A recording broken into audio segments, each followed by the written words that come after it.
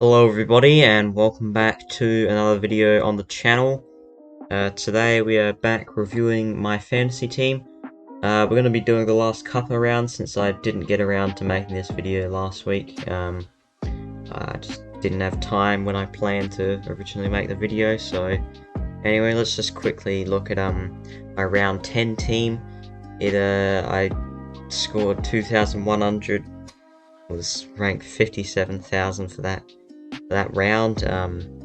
Yeah, I had some really good scores, also had some really bad scores. That's pretty much how it goes most weeks now. I haven't been trading the best.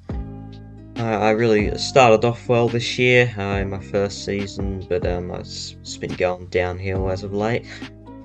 So yeah, like my midfield, there was only one score below 100 in the midfield this round. The rest, there was some massive scores in the midfield. I've got a very solid midfield. I've got to fix up the forward line and back line. Yeah, I was debating at one stage because Sincotta didn't play, which meant I would have got the emergency score for Ollie Lord since he was on my field, and Lord scored 40. I debated whether to bring Campbell Chesser on. He ended up scoring 37, so even less than that. At the end of the game, it was exactly 40, but then obviously it got bumped down because one of his kicks or something must not have counted. And yeah, so it didn't really make much of a difference in the end. But yeah, that's pretty much all I wanted to say for that round. Some of my premiums like Dacos and Dawson in the back line I didn't. Also Will Day, who I believe I brought in that round, or maybe it's the round before. I think it was the round before. Yeah, I expected bigger from all of them. They didn't really produce. Moving on to my round 11 team. What were the trades I made? That's right, I brought in Charlie Curnow for that one round because he was playing us, the Swans, and I thought he was honestly going to score like 150 or something. I thought he was going to kick a massive bag. He ended up scoring 110 despite only kicking the one goal, which, I mean, I'll take, but I was expecting bigger from him. I don't know why I fielded Lachlan McAndrew. I had the choice between him and Ryan, and to be fair, he didn't actually score that much less than Ryan in the end. Taranto as my captain was a good score. I believe it was the highest score of the round, 145, doubled to 290. Again, some pretty good scores from my midfielders. My midfield's definitely my strongest area.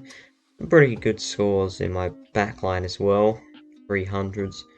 Atkins, yeah, I expected a bit bigger from him. Wilmot, there was a reason why I fielded him. Can't remember why it was exactly. Probably something to do with Sincotta and Chesser not playing. Yeah.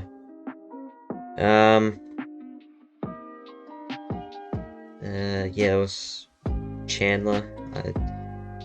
There's a couple players that I wanted to get out, but I just couldn't. Like Cameron, I wanted to get him out for a few weeks, but I just haven't been able to with other things taking bigger priority. Like Petrarca I brought in this round for Oliver's injury. He went all right in the end, scored 116. So that was a fairly good trade, and I'll keep him in this round as well, and then hopefully he goes really big, gets his price up a bit, generates a bit of cash for the round, and then I can bring Oliver back in. Anyway, my trades for this upcoming round, it's the first of the bye round, so top 18 players will score.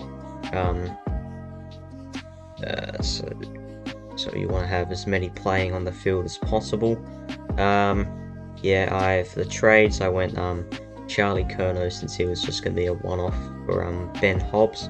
I brought in Tim English for Sean Darcy after making a bit of cap space here and here, because Darcy is injured and he's got the bye anyway. Josh Worrell, Basically, no one has him in their team, but he scored 69, which was a career high score for him. Very cheap, and he plays a little bit of an intercepting role, so I feel like he has potential to score decently, decently for his price. So yeah, I'm hoping that that pays off. Yeah, I got rid of him for Sin Cotter, who hadn't been playing the last few rounds. But yeah, that is gonna be my fantasy recap. Hopefully I go a bit better this round. We'll see what the bye round brings me. Gone for my vice captain to be Rory Laird, who scored, I think he scored exactly 131 in his last 2 games. He's been scoring very good lately. And Tom Green as my captain. So if Laird goes above 115, 120, around that range, I'll just go with his score. I'll put Tom Green on the bench for Will Ashcroft, who won't be playing because of the bye, and I'll get his score. But yeah, that is all I wanted to say.